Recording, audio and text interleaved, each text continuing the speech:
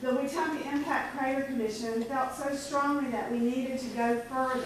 We've gotten the master plan, we've done some other things, but we really didn't have a means to get something done on the property that was donated to the city. The Crater Commission was very involved with that, stressing that we needed a place to locate something about the crater. But nothing was ever really truly done about it until just recently when we did the master plan and the ideas for that came about. And then also as we were trying to decide, what's the best way to do this. We've gone to people about grants to use this, and most of them say you've got to have local buy-in in order to do this. So one of the things that we did was set up the Wetumpka Gateway Development Corporation. And all of the formation documents are in your little packet there, along with a resolution. Now we've set up this 501c3 corporation in order to move forward and start the plans for development. We have a master plan that ACETA helped and the city helped finance, and you'll notice that is on your timeline also. But we don't really have A, B, C, what needs to be done. So this group has formed recently, and I gave you the list of people that are on it, but I would like to stress Greg Jones is representing the city on it. David Bowen is representing the county. Patrick Pinkston has come on as an attorney to help us with some of the legal issues. Cleb is kind of working as a volunteer to assist the group. Dennis Fain for financing, and he's helped us through the 501c3 setting up. All of this has been financed by donations.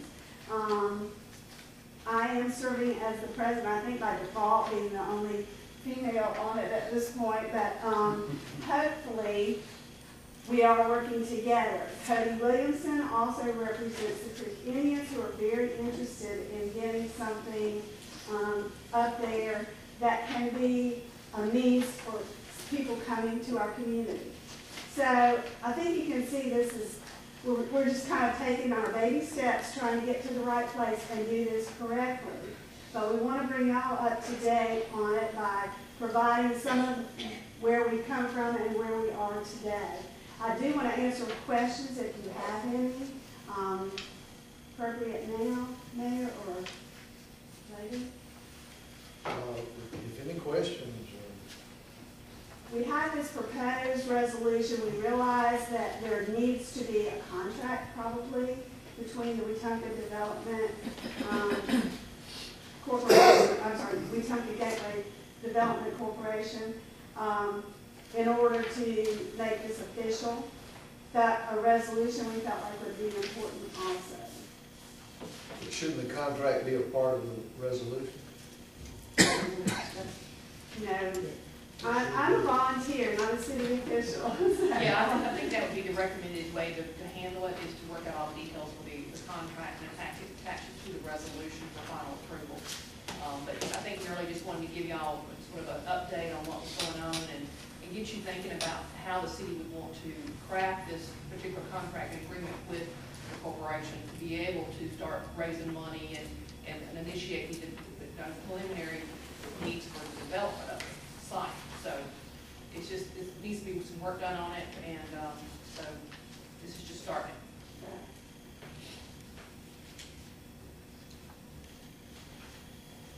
Was there something mentioned about a tower? That has something to do with it? There was a proposed, you'll notice right here it says observation tower. That was one of the things that was suggested by Gresham Smith in the master plan. You know, again, we were looking at what could be feasible. It would not necessarily give you a full view of the crater, but it would give you a better view of it. As you're coming on 231, this would be probably in that same direction coming up. You would be looking back. Because this would have been the trajectory of the actual crater the actual meteor as it came in. And keep in mind, the meteor would have been larger than a football stadium. That would be the rock that hit this area. It would have disturbed everything more than 50 miles out. Nothing would have lived through that. Obviously, we were underwater at the time. And I get the question all the time, how long were we underwater? It was more than 20 million years. When the plates moved from the impact of the the meteor in the Yucatan, that actually is when we came out of the water. So technically, we've got some beachfront property that we didn't know. We didn't know, that's right. We definitely do. And this all was sand. That's why the soil is like it is, you know. And they actually found shark teeth.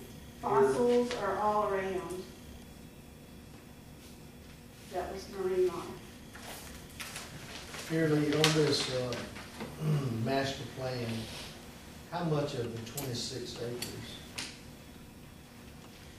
is here? Of that is pretty much all of it that is usable, because a lot of it slopes down. The roadbed, though, is also a part of it. And the roadbed, You mean the old roadbed behind? right. Old Montgomery Highway came behind it. So that's part of the 26 acres too? It is. There is some land, if you'll notice, that there on the left side of that illustration, that would have to be utilized, or could be utilized for parking of buses, and that's kind of what Gresham Smith made a suggestion of. It's the white area there. That could be added later, but it is very flat down there on the bottom, but you would have to build some type of a little driveway through there. Obviously, that is more of the future plans. The idea is to maybe get a park or something first with some of the infrastructure up there, and then go from there on buildings and other things. This is everything we ever wanted and needed, right?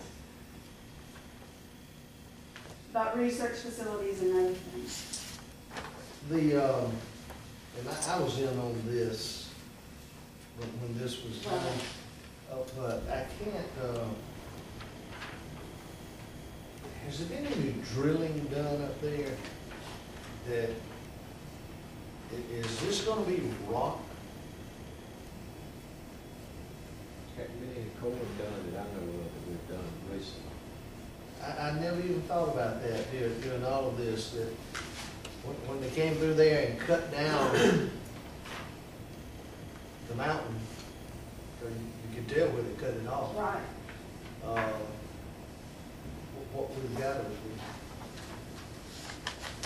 there. It's- And I think, from the best I can remember, Cliff, back when there was about a $15 million project that they were talking about at the time. Or to do everything. To do everything. Yeah. And that was And 2008. for some information, just from, Cliff and I had the opportunity to go down and meet with Jack Hawkins at Troy University. There's going to have to be universities brought in. There's going to have to be federal money. Education's going to have to support it. Troy State, Troy University supports the planetarium in Montgomery. We've also had talks with, Peggy, don't keep this, because it's just talks. Have had discussions with the possibility of relocating the planetarium out of Montgomery back up to be a part of this, so it would be a perfect fit for what this is about. And if you look at, y'all gonna have to help me with this, Huntsville having a center that talks about Space rocket. the space and the rocket programs and all of that, and then Mobile having It's the Marines. the Marine Center down there, then to have this located in the middle of the state that actually deals with the land and what happened and the impact and all of this. It's a tremendous